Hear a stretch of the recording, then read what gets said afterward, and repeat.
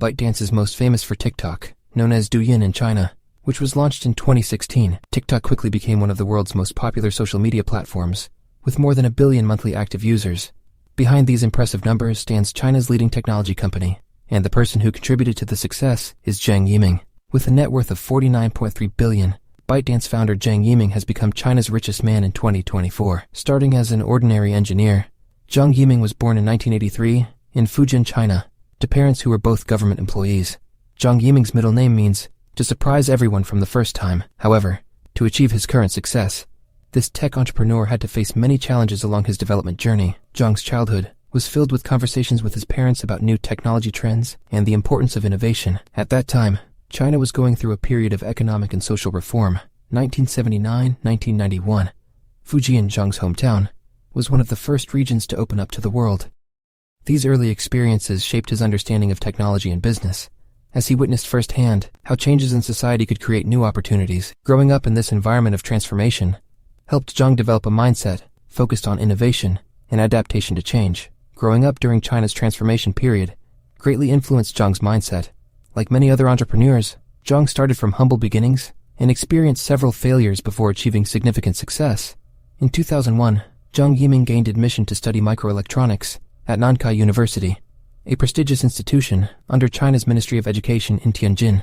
However, his lack of interest in the subject and the disappointment he faced during practical experiments led him to switch his major to software engineering, from which he graduated in 2005. In February 2006, he joined a startup called Kuxun, where he developed valuable skills that would shape his future. Initially, I was just a regular engineer, but by the second year, I was managing 40-50 people and was responsible for back-end technology and many product features, Zhang recalled. To improve his company management skills, Zhang Yiming resigned from Kuxun in 2008 and moved to Microsoft. However, he struggled to adapt to the working culture there. As a result, after just 6 months, he accepted an offer to work at Fanfu, a website that was known as the Chinese version of Twitter. This decision marked another important step in his journey, though he was still searching for the right path to make his mark in the technology industry. At Fanfu, Zhang Yiming conducted thorough research on thousands of leading websites worldwide, based on reports from reputable ranking systems. Through this analysis, he developed his own insights and began drafting plans for his own website. 4 years later, Zhang moved to 99feng.com, a real estate search website that sparked his entrepreneurial spirit. His work there helped him enhance his leadership abilities and understanding of company operations. Success with a leading technology group. In 2012, Zhang Yiming established ByteDance in Beijing with the vision of creating an AI-powered news aggregation platform. This idea stemmed from his observation that smartphone users were struggling to find information, while Baidu, which held a near monopoly, was increasingly focused on advertising. In August 2012, ByteDance launched its news app Tuqiao, which attracted more than 13 million daily users within 2 years. Tuqiao differentiated itself from Baidu through its personalized information recommendation system. We push information through recommendations, not through search queries, Zhang explained. Zhang's vision extended far beyond local boundaries. In 2015, ByteDance launched TikTok, known as Douyin in China, a platform that lets users edit and share short videos.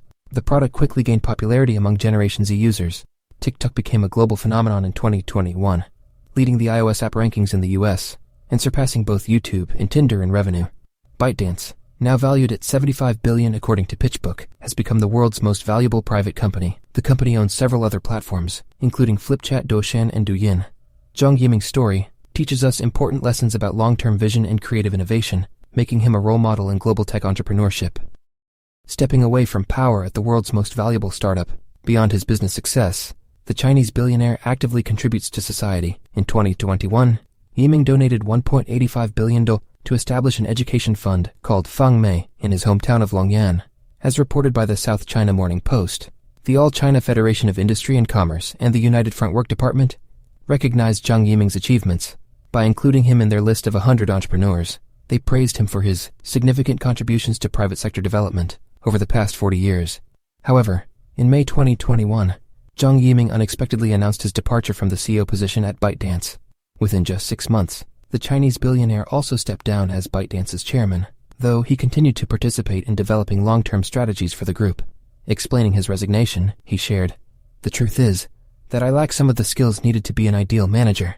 I prefer solitary activities like browsing the internet, reading books, listening to music, and reflecting on possible future scenarios."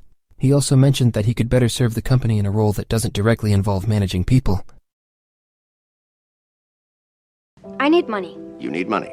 For Yale. You need money for Yale. Stop repeating everything she says. I'm sorry, I'm processing. Look, it's a long story, but no other financing came through, and all the other options that Mom and I have are just, well, not good enough. So here's the offer. I would like for you to loan me the money for 4 years at Yale, and in return, I will get a part-time job and pay you in installments. I will continue this payment schedule after graduation, increasing the payment amounts in proportion to my income. Plus, I will reinstate Friday night dinners with me. Every Friday night, I will be here at 7 o'clock on the dot. Well, how wonderful. So this should work out for everyone. Oh, I'm happy to pay for Yale, but I don't want it to be a loan. No, I don't want that. I want it to be a loan because otherwise it's too easy. Well, then here's my counteroffer. Let's make it a loan, but I insist that you not start paying it back until at least 5 years after you graduate. 7 years if you go for your master's. That sounds fair, but I should pay interest. No. Grandpa. You are not going to pay me interest on this money. No way. That's a deal breaker. Okay. We have a deal.